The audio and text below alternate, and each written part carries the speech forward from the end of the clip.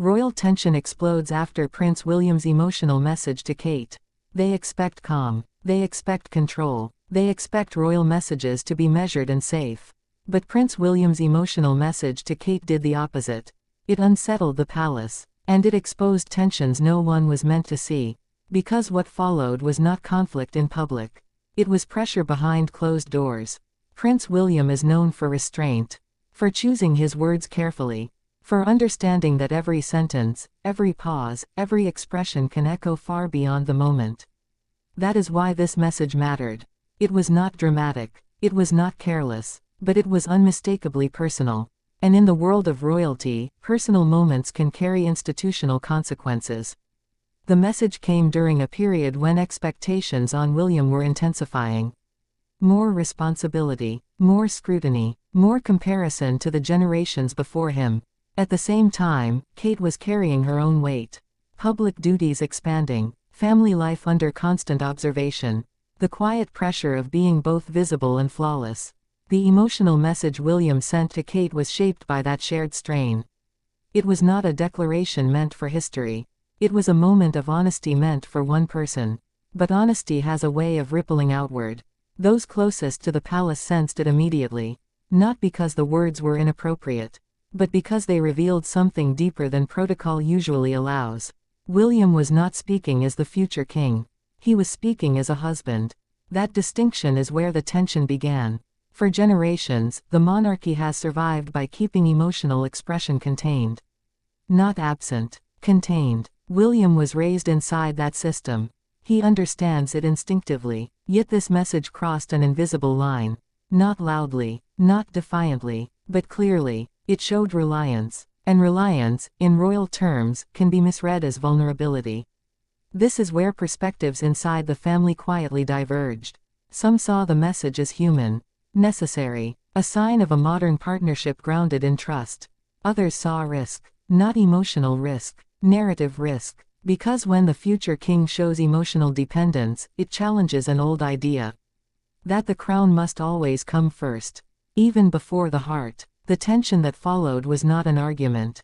It was a recalibration. Advisors reconsidered boundaries. Senior figures reflected on optics. Unspoken questions hovered. How much emotion is too much? How much honesty can the institution afford?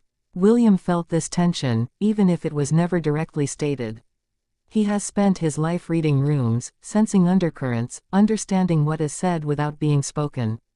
Kate sensed it too. Their relationship has always been built on quiet awareness. She understands the balance William walks better than almost anyone. That is why her response to his message mattered just as much as the message itself. She did not amplify it. She did not retreat from it. She absorbed it. Kate's strength has never been about visibility. It has been about steadiness. In moments of pressure, she does not rush to resolve. She stabilizes. That dynamic has shaped their marriage from the beginning. William carries the weight of legacy. Kate carries the weight of presence. Together, they manage something fragile. A relationship that must feel genuine without becoming exposed. Supportive without appearing dependent. Loving without overshadowing duty. The palace tension that followed William's message was rooted in this balance.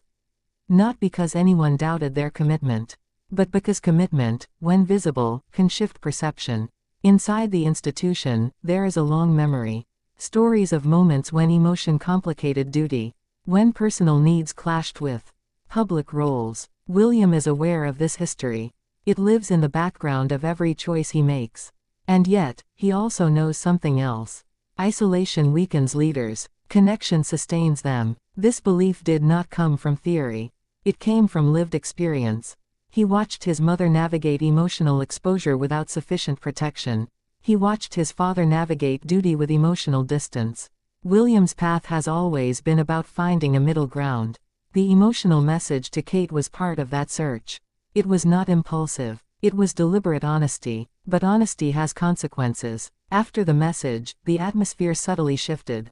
More caution. More awareness of how private moments could be interpreted. Not blame. Not punishment. Adjustment. William did not retreat emotionally. But he became more aware of the weight his words carry, even when spoken privately.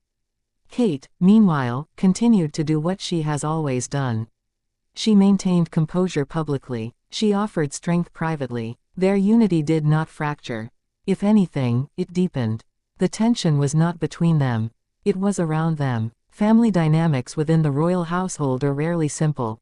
Generational perspectives differ. Expectations evolve at different speeds. Some believe the monarchy must remain emotionally reserved to preserve authority. Others believe emotional authenticity builds trust in a modern world. William stands between those views. The message he sent to Kate placed him firmly in the space of evolution rather than tradition. That is why it resonated. And that is why it unsettled. What followed was not a public response, but a series of quiet decisions. How often they appear together. How affection is expressed. How much personal warmth is allowed to surface. None of these decisions are accidental. They are part of a larger conversation about the future of the monarchy. Kate's role in this cannot be overstated. She does not challenge the institution. She works within it. Her presence allows William to lead without becoming isolated.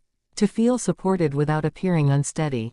That balance is rare, and it is powerful. The emotional message did not create tension because it revealed weakness. It created tension because it revealed truth. Truth that the monarchy has been slowly adapting to. That future kings are not solitary figures. They are partners, parents, husbands, and those identities do not disappear when the crown appears. The tension has not exploded outward.